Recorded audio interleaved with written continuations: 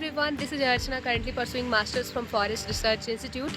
So this video is for all those students who just wanted to take admission into FRI for the academic session of 2025. So watch this video completely because in today's video I'm gonna tell you about how to fill the application form. So let's get started. तो guys सबसे पहले आपको अपने laptop में Chrome browser जो है वो open करना है। देन आफ्टर आपको गूगल में टाइप करना है FRI और जैसे ही आप FRI ओपन करोगे ना तो यहाँ आपको इस पर क्लिक करना है। एंड अभी आप एप्लीकेशन फॉर्म फिल कर रहे हैं ना तो अच्छे से फिल करिएगा क्योंकि बहुत बार जो एप्लीकेशन होती है ना वो रिजेक्ट होने के भी चांसेस उसके रहते हैं अगर कुछ भी रॉन्ग इन्फॉर्मेशन हुआ तो देखो सबसे पहले तो मैं बता दूं कि ये जो पूरा एप्लीकेशन का फॉर्म है ना ये 4 पेजेस का है, आप साइड में देख रहे होंगे। तो एज ऑफ नाउ ये रहा आपका 4 पेज। अब हर एक को मैं एक्सप्लेन करके बता देती हूँ कि आपको करना क्या है। एक कोर्स के एग्जाम के लिए आप अप्लाई करना चाहते हैं तो आपको 1500 का एक डिमांड ड्राफ्ट बनवाना होगा।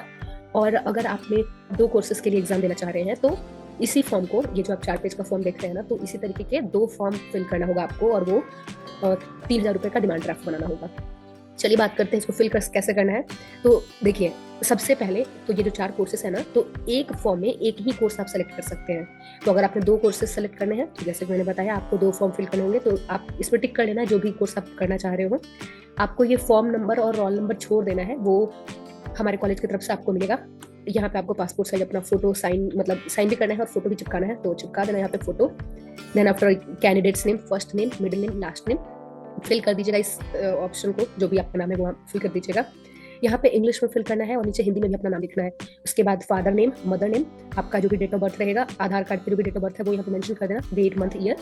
सेक्स में आप मेल फीमेल जो भी है मेंशन कर दीजिएगा। और अगर आप किसी कैटेगरी से बिलोंग करते हैं तो कैटेगरी को भी चेक इन कर लीजिएगा।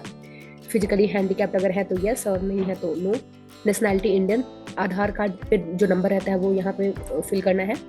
देन आफ्टर आपको अपना वो ईमेल आईडी देना जो मतलब आपके फ़ोन में लॉगिन है या फिर लैपटॉप में लॉगिन है, क्योंकि इसी ईमेल एड्रेस पे आगे आपकी जो भी हमारे कॉलेज की तरफ से इन्फॉर्मेशन जो आपको मिलेगी ना वो ईमेल एड्रेस के थ्रू ही मिलती है। तो ईमेल एड्रेस सही डालना।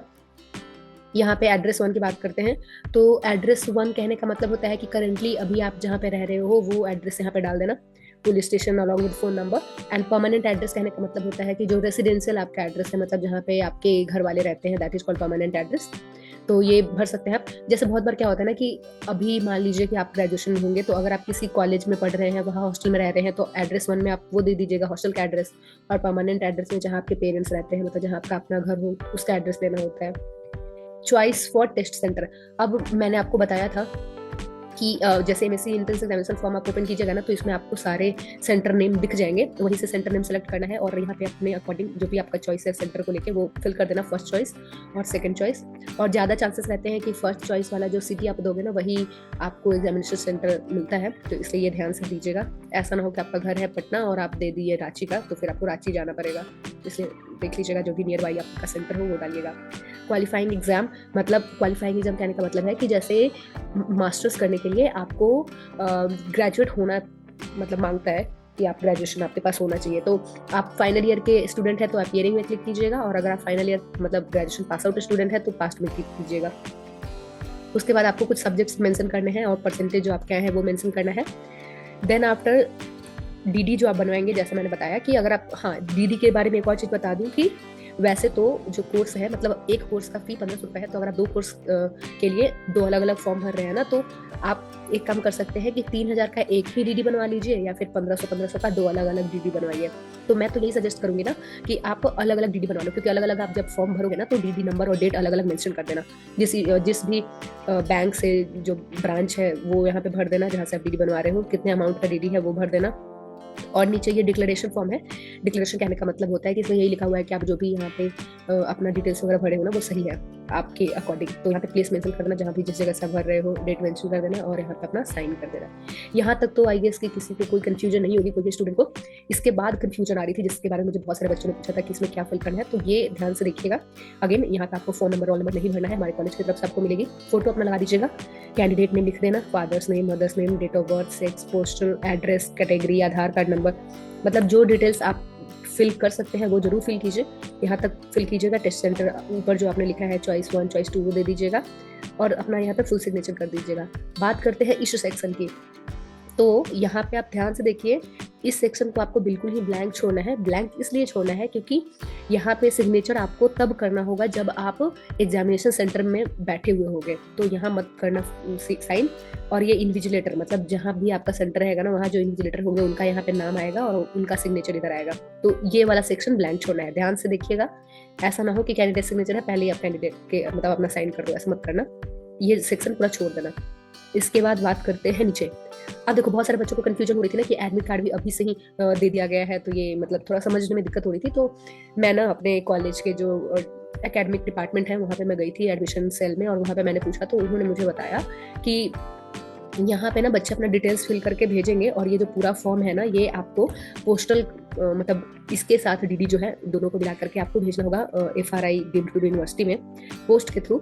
और फिर आपको ये वाला सेक्शन जहाँ पे एडमिट कार्ड लिखा हुआ है ना, ये वाला सेक्शन कट करके मतलब इसको मेल पे चला जाएगा। इसलिए मैं कह रही थी मेल सही डालना, क्योंकि आगे की सारी कम्युनिकेशन मेल के थ्रू होती है।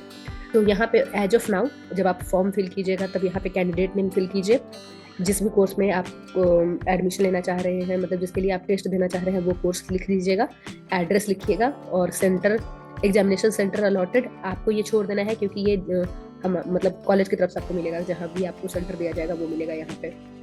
और यहाँ हमारे रजिस्ट्रार का साइन होगा, फोटो अटैच कर लेना। मतलब इस वाले सेक्शन में आपको क्या करना है कि अपना बस डिटेल भरना है और अपना फोटो अटैच करना है। और नहीं तो आप एक काम और भी कर सकते हैं कि फोटो नहीं भी अटैच कीजिएगा, मतलब इस फॉर्म में नहीं अटैच कीजिएगा। ऐसा मैं इसलिए कह रही हूँ क्योंकि जब एडमिट कार्ड आपके पास आएगा ना तो उसका तो प्रिंट आउट आपको निकालना ही पड़ेगा। तो जब आप प्रिंट आउट निकालिएगा एडमिट कार्ड के लिए तब फोटो अटैच कर देना, ठीक है। तो यही थी, एंड ये इंस्ट्रक्शन है कुछ, तो इंस्ट्रक्शन तो एज ऑफ नॉर्मल ही होता है। जैसे कि अगर आप किसी भी एग्जाम में जाते हो ना एग्जाम देने के लिए, तो आपको बताया जाता है कि आपको एग्जाम हॉल में पहले पहुंचना होता है। ऐसा ना हो कि 9 बजे से एग्जाम है और आप 9:05 पे पहुंच रहे हो तो गेट क्लोज हो जाता है, तो उससे पहले जाइएगा। ब्लू और ब्लैक पेन का यूज करना है, अपना रोल नंबर वगैरह सही से फिल करना है।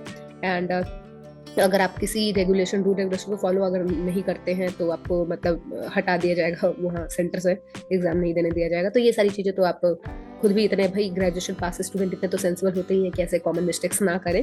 तो रूल्स एक बार देख लीजिएगा जो भी इंस्ट्रक्शन है कैंडिडेट्स के लिए। तो यही थी जो मुझे आपको बताना था कि किस तरीके से आपको यहाँ का फॉर्म फिल करना है। Guys this is all for today's video and I hope कि ये वीडियो आपके लिए हेल्पफुल हुई होगी। So if you found my video helpful to you then please do hit the like button, and if you are new to my channel haven't subscribe it yet then please do subscribe it, so that future में जो भी upcoming videos मैं अपने channel पे डालूँ उसकी notification आपको मिलती रहे। तो thank you so much for watching. And apart from this अगर आपको कोई भी प्रॉब्लम आ रही है फॉर्म फिल करने में देन आप इसके कमेंट सेक्शन में मुझे कमेंट करके बता सकते हैं, so that I can help you out.